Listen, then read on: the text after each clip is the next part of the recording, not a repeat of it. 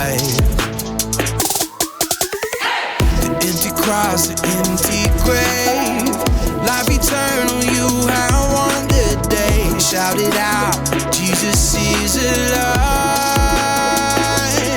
He's alive. Oh, happy day, happy day. You wash my sin away. Oh, happy day, happy day. I'll never be the same. Forever I'm changed. I'll never be the same. When I stand in that place, realize meeting face to face, I am yours, Jesus, you are mine. In this joy, perfect peace, earthly pain finally will cease. Celebrate, Jesus is alive. He's alive. Oh, happy day, happy day. You wash my sin away. Oh, happy day, happy day. I'll never be the same. Forever I'm changed. I'll never be the same. Oh, what a glorious day, what a glorious way. You have saved me, and oh, what a glorious day, what a glorious name. Oh, happy day, happy day. You wash my sin away. Oh, happy day, happy day. I'll never be the same. Forever I'm changed. I'll never be the same.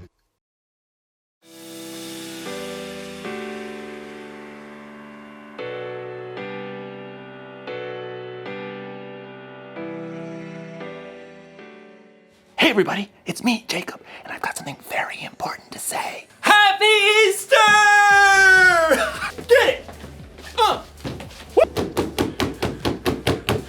Easter is one of my favorite days of the year because one, jelly beans. And most importantly, God pulled off the biggest miracle in history, and he showed the world how to make peace. Peace is proving you care more about each other than winning an argument. And on Easter, we celebrate how God made peace with us. They should call it Peaster. Or maybe not. Anyway, you're probably thinking, why would God need to make peace with me? I mean, we're not in an argument. Well, that's a long story. A really long story. To answer that, you have to go all the way back to the beginning. It's like this. People, you get it? People, beep, beep, beep, beep, beep, beep, beep, beep. People were really close to God. And then something happened, something bad. And it separated God from the people.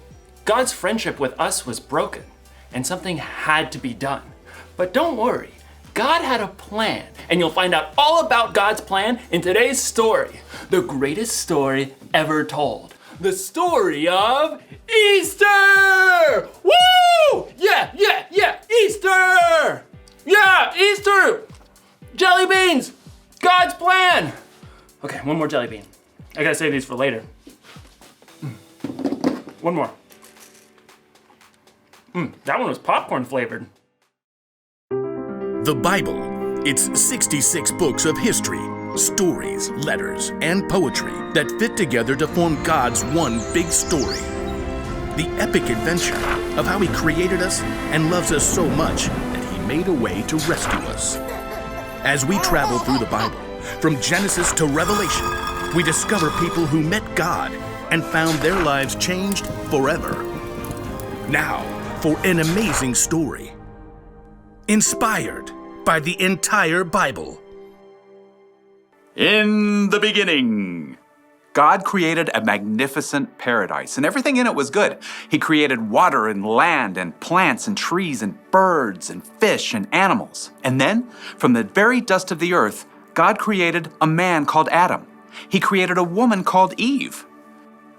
They were the first two people on earth, made in God's image, living peacefully in paradise. Adam and Eve were friends with God, but then they made a terrible choice. God had given Adam and Eve one rule. You must not eat the fruit from the tree of the knowledge of good and evil. If you do, you will certainly die. But the temptation was too great for Adam and Eve. They broke God's rule, and what was once a paradise became a broken world. People started telling lies. It was the woman you put here with me. She made me eat it. Brother fought against brother. No! Selfishness spread through generations. When there had been peace in the garden, now there was pain and sin and death separating people from their Creator. But God had a plan to make peace once again with the people He loved so much. Hundreds of years after Adam and Eve broke His rule, God chose a man named Abraham and said, All nations on earth will be blessed because of you. Look up at the sky. Count the stars if you can. That's how many children will be born into your family. So Abraham had a son, Isaac, and Isaac grew up to have two sons of his own, Jacob and Esau. And those two sons had children of their own. Jacob, who God renamed Israel, he himself had 12 sons. So God had given Abraham a huge family just like He promised. But God's people, the Israelites, were still lost and broken, separated from Him. They still did not have peace. They didn't have peace when God rescued them from slavery in Egypt, when God led them through the Red Sea to escape their enemies. Okay, great. But what are we supposed to eat out here in the desert? Sand? The nation of Israel didn't have peace when God gave them a new law. These commandments are hard. We want a king like all the other nations. They didn't even get peace when God gave them a king. The king's laws are no fair. We want a new God, like all the other nations. Nope, nothing gave God's people lasting peace. They were still lost and broken and separated from God for thousands of years. But God had not forgotten the promise He made to Abraham. All nations on earth will be blessed because of you. God still had a plan to show the people just how much He cared for them. He knew this broken world would never be able to rescue itself, so God made a way. God sent His Son, Jesus, to bring peace on earth once and for all. Jesus grew up, and He taught people love and compassion, forgiveness and grace. He healed the sick and befriended the outcasts. He saw what was wrong and made it right.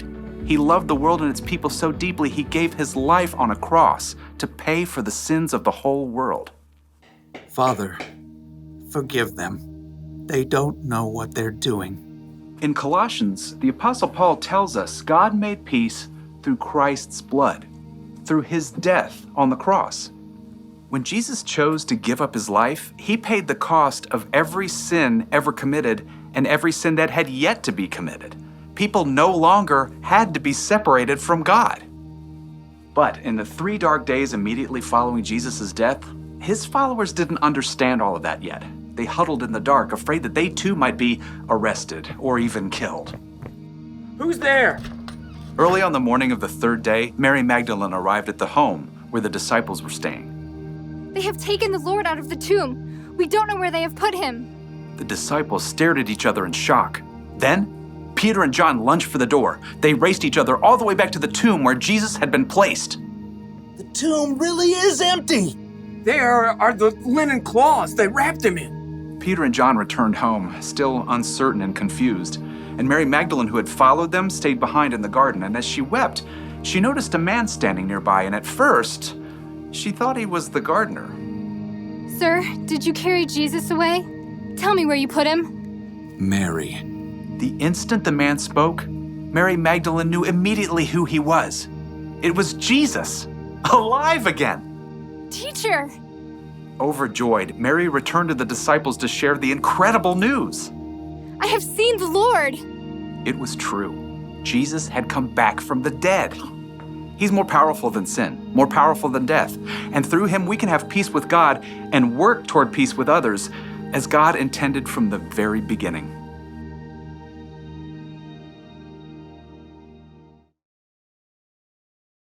So it's like this. All of history, every moment of God's story led up to the life, death, and resurrection of God's Son, Jesus. Sin separated people from God. That was a problem that we couldn't fix. So God sent his Son, Jesus. And after Jesus' death, he beat sin.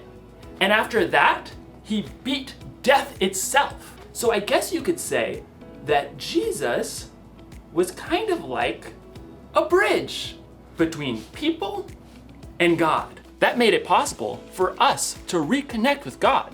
The Apostle Paul once wrote, "God was pleased to bring all things back to himself. God made peace through Christ's blood by his death on the cross. Because of Jesus, we can be close to God again. We're at peace. Jesus is alive, and he's made a bridge that will last forever." So, here's the one thing to remember today. God made peace with us. Remember that this Easter. Remember that every day. Really think about what Jesus did for you and tell God how grateful you are, and don't just keep it to yourself either. Share the peace of God with others by telling them about Jesus or by loving them like Jesus loves us. I'll see you next time.